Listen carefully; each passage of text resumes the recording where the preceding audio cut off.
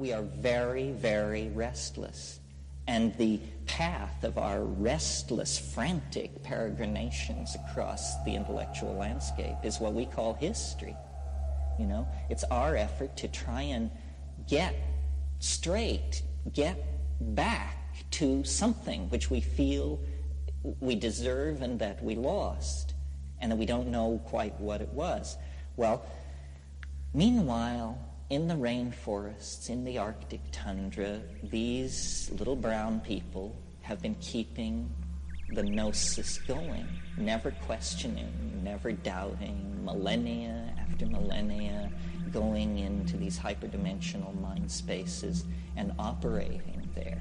While this has been going on, we have been elaborating positivism, scientific philosophy, building atom smashers, so forth and so on. We have created, then, out of our infantile cultural style, what Erich Fromm would call a fecal cultural style, because we just excrete stuff, you know, all kinds of stuff. They have held this mystery. But they, to my mind, the mistake that has been made is that it's been thought that they understood it, that we now go to the shamans and they will explain to us what the inner skinny is on all this. That isn't it. There's no explaining this. Once you've been there, you know the futility of a notion like understanding the psychedelic experience. It's like understanding the ocean or understanding planetary ecology. We think that things are to be understood, but some things are simply to be, what's the word, appreciated, imbibed, to be in the darshan of them.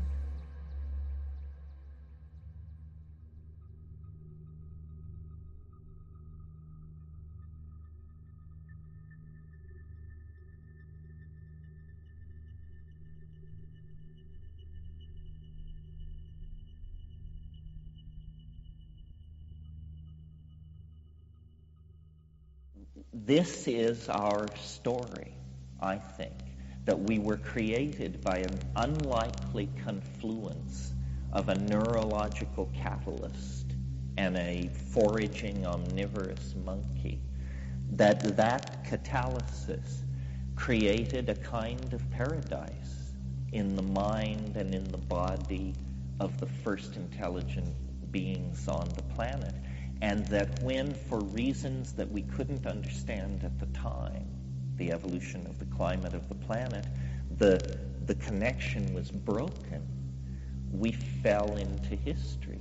We lost our compass because this psychedelic experience is the bridge between our species and the Gaian intent, the larger overstructure of planetary unfolding.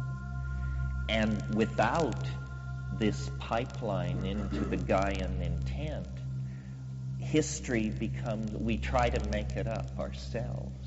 We try to make up the agenda.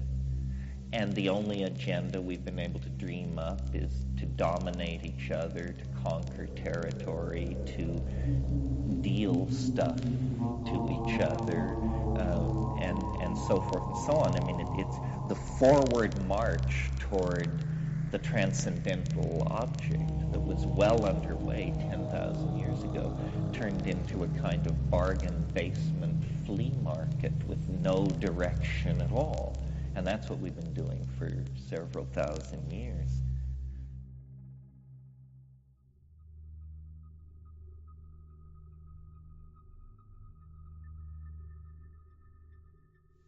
History is not something that we do.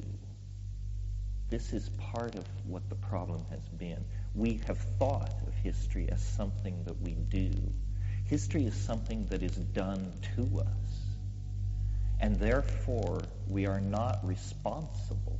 This is the first thing to understand. History is a process. It's like waves in the ocean, and you are a cork. And for the cork to struggle with its moral responsibility for the waves in the ocean is for it to woefully misperceive where in the cosmos it's actually located. See, what happened to... There are two ways of seeing in the world. There's the world of space, and this is the world that we have conquered. Literally, the phrase, the conquest of space, we know what that means. The world of space is coordinated through the eyes, and it is the place where history is enacted. But there is another way of seeing, and we pay lip service to it without really understanding what it means. The third eye, if you want to follow that metaphor, or let's just call it the inner eye. The inner eye does not see space. The inner eye sees time. And if you do not have an inner eye, you are blind as a bat when it comes to time. And this is what we did. I mean, we blinded ourselves at the beginning of history. We stabbed out the inner eye. And this is why history is a blind groping, Western history, because we can't see the landscape. We closed off the inner vision that shows you the unfolding topology of time. And the way we closed it off was by abandoning the psychedelic experience. That's what the psychedelic experience is. It opens the inner eye, and what the inner eye sees is time. You may not realize that's what you're seeing, but that is what you're seeing, in the same way that a person blind from birth, suddenly given eyes, might say, is that the world? Is this stuff that I'm suddenly aware of the world? And so what we have to do is open this inner sight to time. Now, think about it for a minute. Plants exist in time. They don't need to know about space. It's a very, very tenuous concept for a plant because they don't have motility. It's a rumored dimension that some of their more advanced metaphysicians hypothesize, but they live in time. Now, an animal is a thing of space, of eyes, of legs, of coordination, of fang and claw. It's a thing in the environment. And as the higher animals, as you advance up the animal phylogeny, you see a slight claiming of the dimension of time by these spatially fulfilled creatures called animals. We are neither plant nor animal. We are something else. And we can exist in space and time if we will cultivate animal and plant connections. Now, how do we cultivate animal connections? By being physical, by exercising ourselves, by honoring our bodies, by understanding our bodies, building them, putting them through various things. It's a tool. It's our tool dropped into the world of three-dimensional space. And how can we be like plants? How can we open the inner vision to the world of time?